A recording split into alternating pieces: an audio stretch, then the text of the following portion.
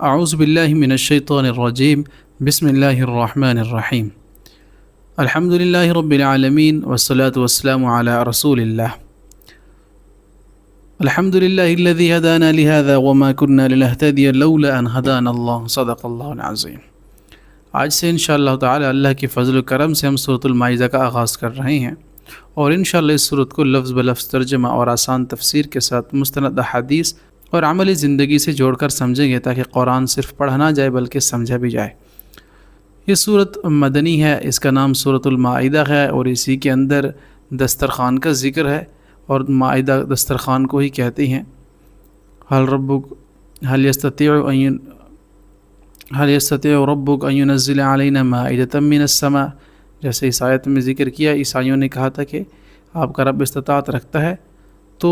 وہ آسمان سے دسترخوان اتار سکتا ہے، تو اسی کے اندر تذکرہ ہے۔ اور خاص کر سورۃ جو آل عمران تھی وہاں پر یہودیوں کا تذکرہ زیادہ تھا، یہاں پر عیسائیوں کا تذکرہ بہت زیادہ ہے۔ تو یہ آخری صورتوں میں سے ہے جو رسول اللہ صلی اللہ علیہ وسلم پر نازل ہوئیں، اسی لیے اس میں اسلام کے بہت سے مکمل احکام بیان کیے گئے ہیں، جیسے وعدوں کی پابندی ہے، اور پھر حلال و حرام، پھر عدل و انصاف ہے، اور اہل کتاب سے متعلق اور کئی احکام اس میں جو ہے بیان کیے گئے ہیں۔ جیسے کہ تفسیر ابن کثیر میں ہے، حضرت عبداللہ بن عباس رضی اللہ تعالیٰ عنہ سے منقول ہے کہ سورۃ المائدہ محکم صورتوں میں سے ہے، اس کے احکام پر عمل کرو۔ جیسا کہ حدیث میں ہے کہ خیرکم من تعلم القرآن وعلمہ، تم میں سے بہتر وہ ہے جو سیکھے اور سکھائے۔ تو اسی لیے ہمارا مقصد صرف تلاوت نہیں رہا،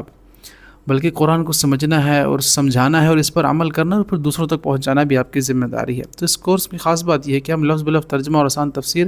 سب سے بڑھ کر مستند احادیث ہیں، صحابہ کرام علیہم اجمعین کے اقوال ہیں، اور ان کی مثالوں کے ذریعے ہم قرآن کو اس انداز میں سمجھا رہے ہیں۔ اسی طرح الحمدللہ 30واں پارہ بھی ہوا، مخصوص صورتیں بھی ہوئی، اور پہلے پارے سے لے کر اب چھٹے پارے تک اسی انداز سے پہنچ رہے ہیں، تاکہ ہم اپنی زندگی میں عملی طور پر قرآن کو نافذ کر سکیں۔ سورۃ المائدہ کا تعارف یہ ہے کہ یہ رسول اللہ صلی اللہ علیہ وسلم کے حیات طیبہ کے بالکل آخری دور میں نازل ہوئی۔ علامہ ابو حیان فرماتے ہیں کہ اس کے کچھ حصہ صلح حدیبیہ میں، کچھ فتح مکہ میں، اور کچھ حجۃ الوداع کے موقع پر نازل ہوا۔ اس زمانے میں اسلام کی جو دعوت تھی وہ جزیرہ نما عرب کے طول و عرض میں اچھی طرح پھیل چکی تھی، دشمنان اسلام بڑی حد تک شکست کھا چکے تھے، اور مدینہ منورہ آپ صلی اللہ علیہ وسلم کی قائم کی ہوئی اسلامی ریاست وہ بھی مستحکم ہو چکی تھی۔ سورۃ الآغاز میں اسی بنیاد کے حکم سے ہوا ہے کہ مسلمانوں اپنے عہد و پیمان پورے کرو، یعنی اس بنیادی حکم میں اجمالی طور پر شریعت کے تمام احکام آ جاتے ہیں، وہ اللہ تعالیٰ کے حقوق سے متعلق ہوں یا وہ بندوں کے حقوق سے متعلق ہوں۔ تو اس ضمن میں یہ اصول بڑی تاکید کے ساتھ سمجھایا گیا ہے کہ دشمنوں کے ساتھ بھی معاملہ ہر طرح انصاف کا ہونا چاہیے۔ یہ خوشخبری دی گئی ہے کہ دشمنان اسلام کو اب اسلام کی پیش قدمی روکنے سے مایوسی ہو چکی ہے، کیونکہ الیوم اکملت لکم، ہم آگے پڑھیں گے کہ آج کے دین ہم نے مکمل فرما دیا۔ اس سلسلے میں شکار کے احکام بھی ہیں کہ شکار کیسے کیا جائے، کس جانور کا کیا جائے، کون سا حلال ہے کون سا حرام ہے، پھر اہل کتاب کے ذبیحے ان کے کھانے چاہیے نہیں کھانا چاہیے، ان کی عورتوں سے نکاح کرنا چاہیے اہل کتاب میں، اسے کب کرنا چاہیے، کیوں کرنا چاہیے، آدم علیہ السلام کے 2 بیٹوں یعنی حابیل اور قابیل کا بھی واقعہ اسی میں آئے گا، شراب جوئے کو صریح الفاظ میں حرام قرار دیا گیا وہ بھی اس میں پڑھیں گے، وضو تیمم کا طریقہ بھی ہے، اور خاص کر یہودی اور عیسائیوں نے کس طرح اللہ تعالیٰ سے کیے ہوئے عہد و پیمان کو توڑا وہ بھی انشاءاللہ ہم تفصیل اسی میں پڑھیں گے۔ مائدہ عربی میں جیسے میں نے کہا کہ دسترخوان کو کہتے ہیں، تو اس صورت میں واقعہ بیان ہوا ہے کہ عیسیٰ علیہ السلام سے ان کے متابعین جو تھے دعا کرنے کی فرمائش کی تھی کہ اللہ تعالیٰ سے آسمانی غذاؤں کے ساتھ ایک دسترخوان بھی نازل فرمائیے، تو اس واقعے کی مناسبت سے اس صورت کا نام مائدہ یعنی دسترخوان رکھا گیا۔ چلیں دیکھتے ہیں اس کو بڑے احسن انداز میں۔ بسم اللہ الرحمن الرحیم، یا ایھا الذین آمنوا، اے لوگو جو آمنو ایمان لائے ہو، اوفو پورا کرو، بالعقود اپنے عہد و پیمان، جو وعدے تم کرتے ہو ان کو پورا کرو، احلت لکم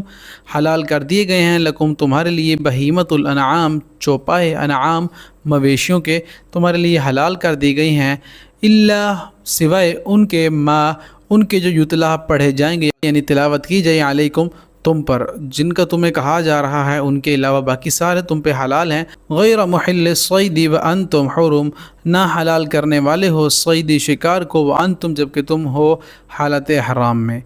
جب حالت حرام میں ہو تو کسی قسم کا شکار تم پر حلال نہیں ہے، جب احرام کھول دو، اور ختم ہو جائے تمہارا عمرہ اور حج تو پھر تم کر سکتے ہو۔ ان اللہ یحکم، وہ حکم کرتا ہے، فیصلہ کرتا ہے، ما یرید، جس کو وہ چاہتا ہے، جیسے وہ چاہتا ہے وہ فیصلہ کر گزرتا ہے۔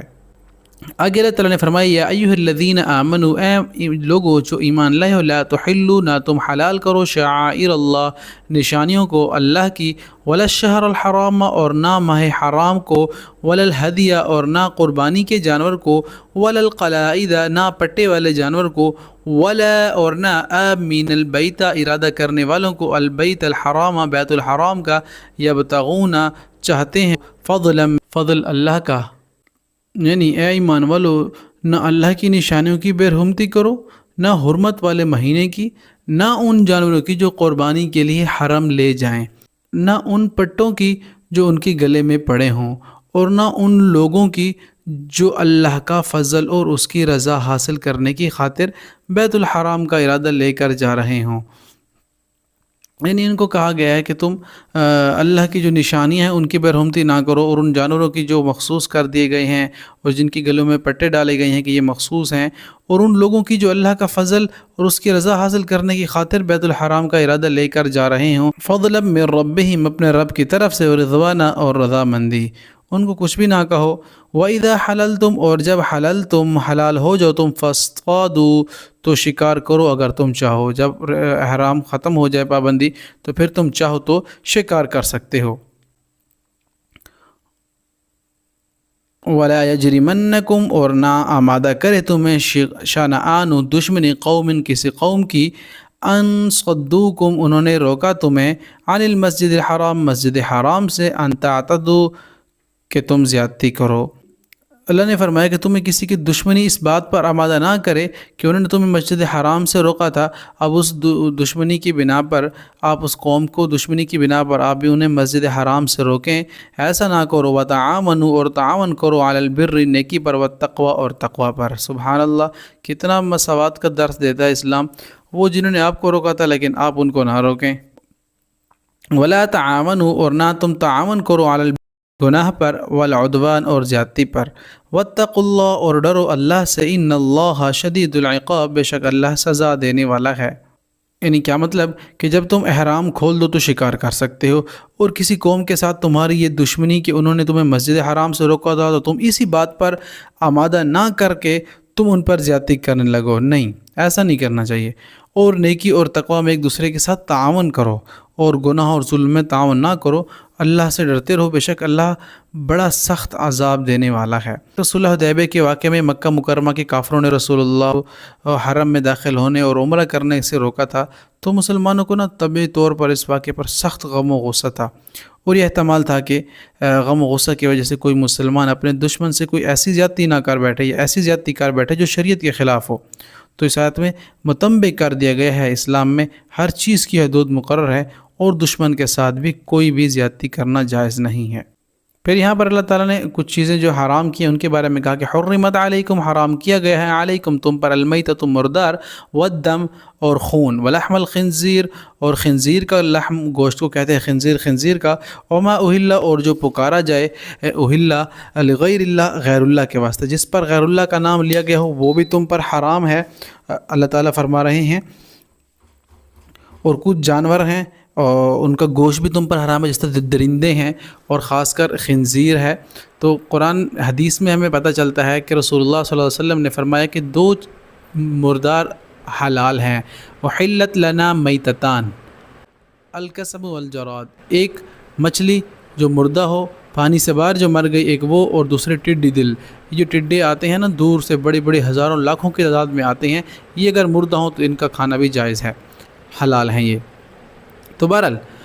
ولحم الخنزیری، اور گوشت خنزیر کا، وما اہل، اور جو پکارا گیا لغیر اللہ، غیر اللہ کے واسطے، یعنی جس پر غیر اللہ کا نام لیا گیا ہو، کسی کی بھیڑ چڑھا دیا گیا ہو، فلاں پیر فلاں بزرگ کے نام ہے یہ، تو یہ سراسر شرک ہے، تو اللہ فرما رہا ہے کہ غیر اللہ کے نام پر ہو وہ بھی تمہارے لیے حرام ہے۔ والمنخنقۃ اور جو گلا گھونٹ کے مرنے والی ہے، والموقوذۃ جو چوٹ لگ کر مرنے والی ہے، کسی کا گلا دبا کر مارا گیا کسی جانور کو، کسی مرغی کو، کسی پرندے کو، تو وہ بھی حرام ہے۔ اور جس کو چوٹ لگے وہ بھی حرام ہے، کسی کا سینگ لگ جائے کسی دوسرے جانور کا اس سے وہ مر جائے وہ بھی حرام ہے۔ والمتردیۃ اور اوپر پہاڑوں سے بلندی سے گر کر جو مرنے والا جانور ہے یا کوئی بھی پرندہ ہے جو ویسے تو حلال ہے لیکن اس تناظر میں وہ بھی حرام ہے۔ والنطیحۃ اور سینگ لگ کر مرنے والی جو بھی جانور ہے، گائے ہے، بکری، بھینس ہے، وہ بھی تمہارے لیے حرام ہے اگر وہ سینگ سے مری ہے۔ وما اور جسے اکلا کھا جائے السبع درندہ وہ بھی تم پر حرام ہے۔ ہاں الا ما زکیتم مگر جس کو زکیتم ذبح کر لیا تو نے، وما ذبح اور جو ذبح کیا گیا علی النصب آستانوں پر یہ بھی حرام ہے۔ جس کو جا کر ذبح کرتے ہیں، بھیڑ چڑھا آتے ہیں، یہ فلاں پیر کے نام ہے اس نے مجھے بیٹا دیا، تو یہ سراسر شرک اور کفر ہے۔ ان شرک لظلم عظیم، سب معاف کر دوں گا، شرک معاف نہیں کروں گا، اللہ فرما رہے ہیں۔ تو شرک کے رسومات سے بچنا چاہیے، تو اللہ بار بار ذکر کر رہی ہیں جو آستانوں پر جا کر ذبح کیے جائیں۔ وان تستقسموا اور نہ تم قسمت معلوم کرو، یہ آگے آ رہا ہے۔ عرب کے لوگ کیا کرتے تھے کہ جب اونٹ ذبح کرتے تھے تو اس کے حصے بانٹنے ہوتے تو 7 کے بجائے 10 کرتے تھے، اور کوئی کتنے پیسے دیتا، کوئی کتنے، بعض اوقات کوئی کم پیسے دیتا، کوئی تھوڑے پیسے، اور جب وہ 10 حصے اس طرح کرتے اور پھر قرآن اندازی کرتے تو یہ کچھ عجیب ان کا نظام تھا اور جوئے کی طرح ہو جاتا تھا۔ تو اللہ تعالیٰ نے کہا کہ اس طرح تقسیم مت کرو تیروں کے ذریعے، کسی کو مت دو، کسی کے پاس زیادہ چلا جاتا ہے کسی کے پاس کم چلا جاتا ہے، تو پورا جانا چاہیے سب کے پاس۔ تو یہاں پر اللہ تعالیٰ نے فرمایا کہ تستقسموا تم قسمت معلوم کرو بالازلام تیروں اور بانسوں کے ذریعے، ذالکم یہ سب فسق گناہ ہیں، الیوم آج کے دن یئیسا مایوس ہو گئے۔ اب آگے اللہ بات کر رہے ہیں کہ آج کے دن مایوس ہو گئے کافر جب دین پورا ہونے لگا۔ الیوم اکملت لکم، اللہ آگے ذکر کریں گے حجۃ الوداع کے موقع پر آپ صلی اللہ علیہ وسلم کہا گیا کہ آپ یہ کچھ نہیں کر سکتے، آپ کا دین غالب آنے والا ہے۔ دیکھیے گا آگے، الیوم یئس الذین کفروا آج کے دن مایوس ہو گئے وہ جنہوں نے کفر کیا، من دینکم تمہارے دین سے، فلا تخشوہم نہ تم ڈرو ان سے، وخشونی اور مجھ سے ڈرو۔ خشیت ڈرنے کو کہتے ہیں نا، نی کا مطلب مجھ سے۔ الیوم آج کے دن اکملت مکمل کر دیا گیا ہے یا مکمل کر دی ہے میں نے، لکم تمہارے لیے، دینکم دین تمہارا، واتممت اور تمام کر دی میں نے، علیکم تم پر، نعمتی اپنی نعمت، سبحان اللہ، دین مکمل کر دیا گیا اور اپنی نعمت تمام کر دی۔ ورضیت لکم الاسلام اور پسند کر لیا ہے میں نے، لکم تمہارے لیے، الاسلام اسلام کو، دیناً بطور دین۔ اللہ تعالیٰ پیارے محمد رسول اللہ کو بتا رہی ہیں کہ کافر مایوس ہو چکے ہیں، اب یہ دین کو نقصان نہیں پہنچا سکتے، اب دین بڑے پیمانے تک وسیع ہوگا۔ الحمدللہ آج ہمارے تک بھی پہنچ چکا ہے۔ تو یہ صحابہ کرام علیہم اجمعین اور رسول اللہ صلی اللہ علیہ وسلم کی محنت ہے۔ تو پھر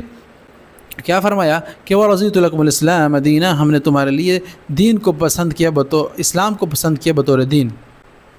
فمن اضطر اور جو کوئی مجبور کیا گیا، فی مخمصۃ بھوک میں، غیر متجانف لاثم نہیں مائل ہونے والا، لاثم گناہ کی طرف، فإن اللہ تو بے شک اللہ غفور رحیم بخشنے والا ہے۔ ہاں یہاں پر اللہ تعالیٰ نے تھوڑی سی جو ہے چھوٹ دی ہے کہ جو شخص مجبور ہو اور وہ بھوک سے مر رہا ہو، اس کو جان بچانا اس کے لیے فرض ہے کہ وہ حرام کا گوشت کھا لے۔ کوئی بھی جانور ہے، گدھا ہے، ایسی چیز ہے جو حرام ہے شریعت میں، لیکن اسے پتہ ہے کہ اگر میں نہیں کھاؤں گا، جنگل میں ہوں تو میں مر سکتا ہوں، تو پھر اس کے لیے حلال ہے اتنا کھا کہ جس طرح اس کی جان بچ جائے۔ تو اللہ نے یہاں پر یہ ذکر کیا کہ جو کوئی مجبور ہو، فی مخمصۃ بھوک میں، غیر متجانف لاثم نہیں وہ مائل ہونے والا، لاثم گناہ کی طرف، اس کا ارادہ گناہ نہیں ہے، شریعت کو توڑنا نہیں ہے، اس کا ارادہ صرف یہ کہ میں جان بچا لوں، تو اللہ فرما رہا ہے کہ فإن اللہ تو بے شک اللہ غفور الرحیم بخشنے والا ہے، امید ہے کہ اللہ اسے بخش دے گا۔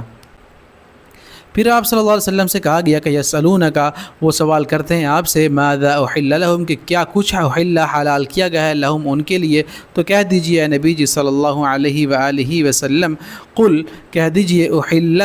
حلال کی گئی، لکم تمہارے لیے، الطیبات پاکیزہ چیزیں، وما اور علمتم سکھایا تم نے، من الجوارح شکاری جانور کو، مکلبین شکار کی تعلیم دینے والے،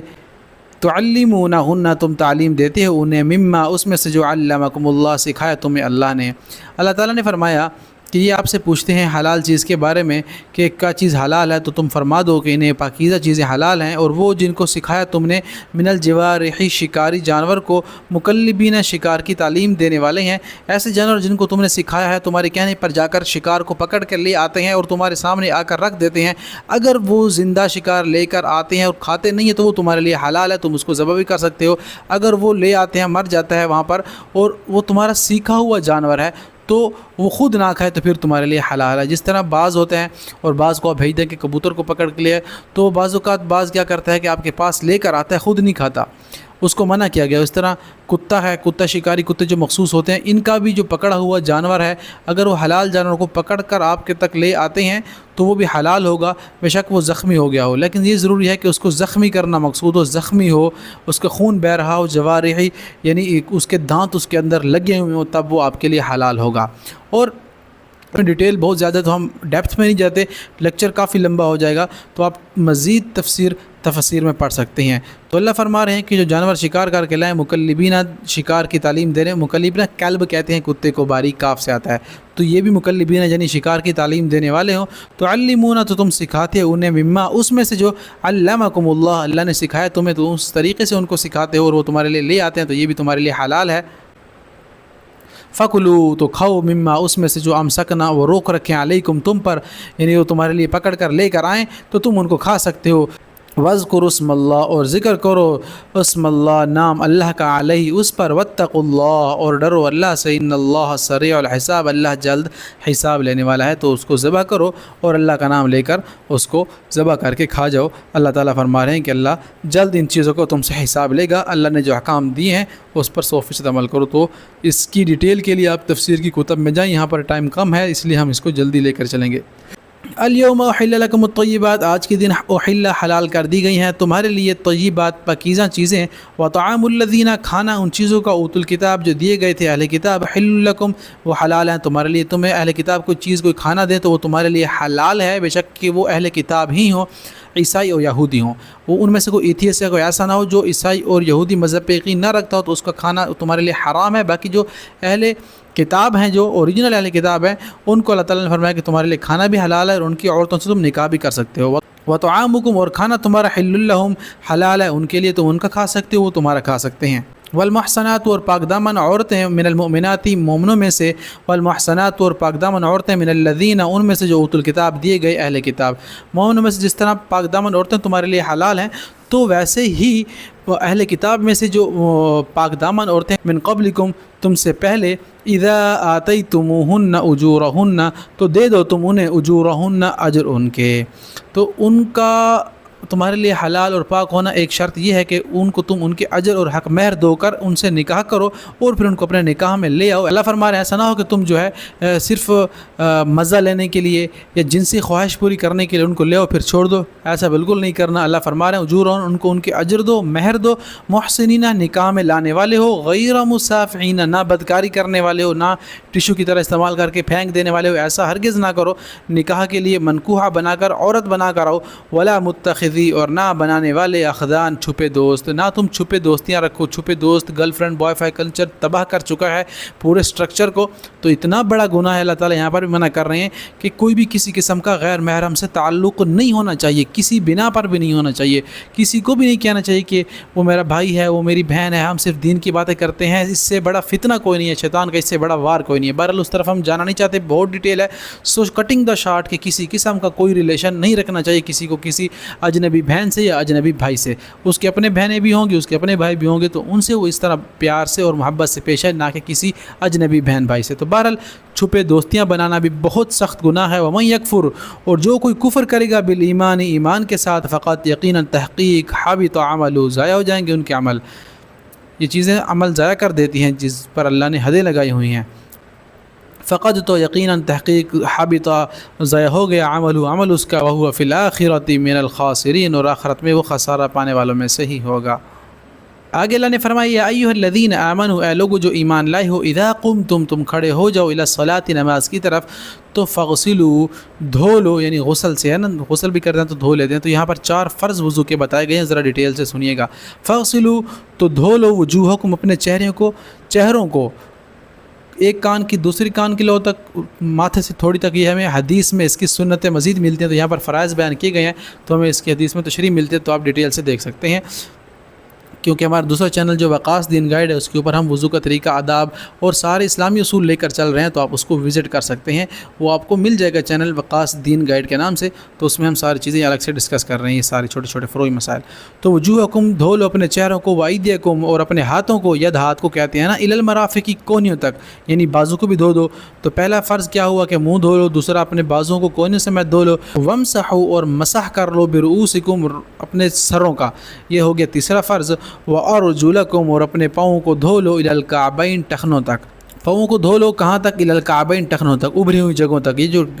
گٹے ہیں نا ہمارے، یہ ابھرے ہوئے ہیں نا، تو کعب جیسے کہ ہم نے پڑھا نا وکواعب اترابا وکأسا دہاقا سورۃ النبأ میں، تو وہاں پہ بھی یہ مطلب تھا نا، تو ابھری ہوئی چیز کو کہتے ہیں۔ وَإِن كُنتُم، اور اگر ہو تم جنباً، حالت جنابت میں، فطہروا، تو خوب پاک ہو جاؤ۔ تو جنبی ہیں، ان کو جنبی کہا جاتا ہے، تو اگر تم اس حالت میں ہو، حالت جنابت میں ہو، تو فطہروا، تو خوب پاک ہو جاؤ۔ وَإِن كُنتُم، اور اگر ہو تم مرضى، مریض یعنی بیمار ہو، او علی سفر، یا کسی سفر پر ہو، او جاء احد منکم من الغائط، یا آیا احدم، کوئی ایک، منکم، تم میں سے، من الغائط، قضاء حاجت سے، کوئی واش روم اٹینڈ کر کے آیا ہے، کوئی حالت جنابت میں ہے، کسی کو احتلام ہو گیا ہے، کسی کا کسی بھی طریقے سے جو ہے وہ مادہ منوی خارج ہو گئی ہے، تو اس کو چاہیے کہ اس کے اوپر غسل فرض ہے، وہ غسل کرے۔ یا تم میں سے کوئی سفر پر ہے، اب غسل نہیں کر سکتا، تو کیا پانی نہیں ملتا، اس کا کیا طریقہ ہے؟ یا تم میں سے کوئی قضاء حاجت کر کے آیا ہے، اب اس کو پانی نہیں ملتا، تو اس کا کیا طریقہ ہے؟ اب آگے تیمم کا طریقہ بتا رہے ہیں۔ پہلے تو غسل کر لیں، غسل نہیں تو پھر پانی نہ ہو تو تیمم کیسے کرنا ہے وہ دیکھیے۔ اولا مستم النساء، یا تم نے چھوا ہو اپنی عورتوں کو، پھر وہی بات آ گئی اوپر والی، فلم تجدوا، اور پھر نہ تم پاؤ ماء، پانی، فتیمموا، تو تیمم کا ارادہ کر لو۔ اگر تم پانی نہ پاؤ نا تو پھر تم تیمم کر لو، صعیداً، مٹی سے، طیباً، جو پاک ہو۔ تو کیا کرنا ہے، کیسے کرنا ہے تیمم؟ پھر سے میں طریقہ بتا دیتا ہوں کہ دونوں ہاتھوں کو پہلے اپنی بازو اوپر کر لیں، اور دونوں ہاتھوں کو زمین پر 2 دفعہ ماریں۔ شیشے پہ نہیں کر سکتے، لکڑی پہ نہیں کر سکتے، اس طرح کی چیزوں پہ نہیں کر سکتے، زمین کی، پتھر کے اوپر، اس چیزوں پر آپ کر سکتے ہیں۔ ماری، اور منہ پہ، جس طرح منہ دھوتے ہیں تھوڑا سا منہ پہ مارا، پھر 2 ضربیں پھر زمین پر ماری، اور اپنی دائیں بازو کو تھوڑا سا مار دیا، اور پھر بائیں بازو پر مسح کر لیا۔ یہ تمہارا غسل بھی ہو جائے گا تیمم کا، اور وضو بھی ہو جائے گا، دونوں ہو جائیں گے، دونوں اسی طریقے سے کرنے ہیں۔ تو بہرحال فامسحوا، مسح کر لو، بوجوہکم، اپنے چہروں کا، وایدیکم، اور اپنے ہاتھوں کا، منہ، اس تیمم کے ذریعے، ما یرید اللہ، نہیں چاہتا اللہ، لیجعل، کہ وہ کر دے، علیکم، تم پر، حرجن، کوئی تنگی۔ اللہ دیکھو تمہارے لیے کتنی آسانیاں پیدا کر رہا ہے۔ اللہ کہتا ہے کہ نہیں، تم ہر حال میں جاؤ، کہیں پانی نہیں ہے تو کوئی بھی طریقہ کرو، تم نہاؤ۔ تو کتنا اللہ تعالیٰ نے آسان کر دیا۔ اللہ تعالیٰ فرما رہے ہیں کہ ہم نے آسانی کر دیا، اللہ نہیں چاہتا تمہارے لیے مشکل۔ ولیکن یرید، لیکن چاہتا ہے اللہ یہ کہ لیطہرکم، وہ پاک کر دے تمہیں، ولیتم، تاکہ وہ پورا کر دے، اتمام یعنی تمام کر دے، نعمت ہو، اپنی نعمت، علیکم، تم پر، لعلکم، تاکہ تم تشکرون، شکر ادا کرو۔ سبحان اللہ۔ واذکروا، اور یاد کرو، نعمت اللہ، اللہ کی نعمت کو، علیکم، جو اس نے کی ہے تم پر، ومیثاقہ الذی، اور اس کا پختہ عہد، الذی، وہ جو، واثقکم، اس نے عہد لیا، بہ، ساتھ اس کے۔ کیسے اللہ تعالیٰ نے اپنی کیسے نعمت کو تم پر پورا کیا، اور کیسا اللہ تعالیٰ نے تمہارے اوپر کرم کیا۔ اذ قلتم، اور جب کہا تم نے، سمعنا، سنا ہم نے، واطعنا، اور اطاعت کی ہم نے، واتقوا اللہ، اور ڈرو اللہ سے، ان اللہ علیم بذات الصدور، بے شک اللہ خوب جاننے والا ہے، بذات الصدور، سینوں کے بھید۔ تو اللہ ہر چیز سے واقف ہے، اللہ سینوں کے بھید، اور اللہ سینوں کا علم جاننے والا ہے۔ تو بہرحال اللہ تعالیٰ ہمیں اپنی نعمتوں کی قدر دانی کی توفیق عطا فرمائے۔ آگے اللہ نے فرمایا، یا ایھا الذین آمنوا، اے ایمان والو، کونو، ہو جاؤ، قوامین، قائم رہنے والے، للہ، اللہ کے لیے، شہداء، گواہ بن کر، بالقسط، انصاف کے ساتھ، ولا یجرمنکم، اور ہرگز تمہیں آمادہ نہ کرے، شنآن، دشمنی، قومن، کسی قوم کی دشمنی تمہیں آمادہ نہ کرے، کہ تم دشمنی میں آ کر اللہ کے احکام کو بھول جاؤ، حق اور سچ کے ساتھ ٹھہرے رہو، علی اللہ تعدلوا، اس پر کہ نہ تم اعتدال کرو گے، اعدلوا، بس عدل کرو، ہوا اقرب، وہ زیادہ قریب ہے، للتقوی، تقوی کے، دشمنی میں آ کر جو ہے کسی کی مخالفت مت کرو، اور عدل کا دامن مت چھوڑو۔ اگر تم عدل کرو گے، اگر کسی کے ساتھ تمہاری دشمنی ہے اور تم گواہی اس کے خلاف دے دیتے ہو صرف اسی بنا پر کہ یہ میرا دشمن ہے، تو اللہ نے فرمایا ایسا ہرگز نہ کرو، کیونکہ یہ تقوی والوں کا کام نہیں ہے، اور اگر ایسا کرو گے تو گناہ ہے۔ اگر تم عدل کا پہلو پکڑو گے تو اللہ فرماتے ہیں یہ زیادہ قریب ہے تقوی کے، واتقوا اللہ، ڈرو اللہ سے، ان اللہ خبیر بما تعملون، اور اللہ خوب خبر رکھنے والا ہے اس کی جو تم عمل کر رہے ہو۔ پھر وعد اللہ، وعدہ کیا اللہ نے، الذین ان سے جو آمنوا ایمان لائے، وعملوا الصالحات جنہوں نے نیک عمل کیے، لہم ان کے لیے مغفرت مغفرت ہے، واجر عظیم اور اجر عظیم ہے۔ پھر وہ لوگ والذین کفروا وہ لوگ جنہوں نے کفر کیا، وکذبوا اور انہوں نے جھٹلایا، بآیاتنا ہماری آیات کو، اولئک اصحاب الجحیم یہ وہ لوگ ہیں جو جہنم میں جانے والے ہیں۔ پھر آگے اللہ تعالیٰ نے فرمایا یا ایھا الذین آمنوا اے لوگو جو ایمان لائے ہو، اذکروا یاد کرو نعمت اللہ اللہ کی نعمت کو، علیکم جو اس نے تم پر کی ہے، اذ ہم جب ارادہ کیا ایک قوم نے کیا ارادہ کیا تھا کہ جب یہ عصر کی نماز پہ ٹھہریں گے نا رسول اللہ اور صحابہ کرام تو ہم جا کر ان کو نعوذ باللہ شہید کر دیں گے۔ تو آپ صلی اللہ علیہ وسلم اور صحابہ کرام لاٹ تھے تو اللہ تعالیٰ کی طرف سے پتہ چل گیا، تو آپ صلی اللہ علیہ وسلم نے چند صحابہ کو کہا کہ آپ پہرا دیجیے، اور چند نے نماز پڑھی، اور جیسے یہ لوگ آئے تو اللہ نے ایسا روب ان کے اوپر طاری کیا، یہ اوندھے منہ لوٹ کر واپس چلے گئے، سارا ان کی جو تدبیر تھی وہ اکارت اور بیکار ہو گئی۔ تو اللہ نے فرمایا کہ کیسے ہم نے تم کو ان سے نجات دی۔ تو وہی بات ہوئی، اذ ہم جب ارادہ کیا تھا قوم نے کہ این یبسطوا الیکم وہ بڑھائیں، الیکم تمہاری طرف، ایدیکم اپنے ہاتھ، فکفا تو اس نے روک دیے، ایدیہم عنکم ہاتھ ان کے تم سے، تو اللہ تعالیٰ نے ان کے ہاتھوں کو روک لیا، وہ جو تم پر چڑھانے والے تھے یا تمہیں قتل کرنے والے تھے۔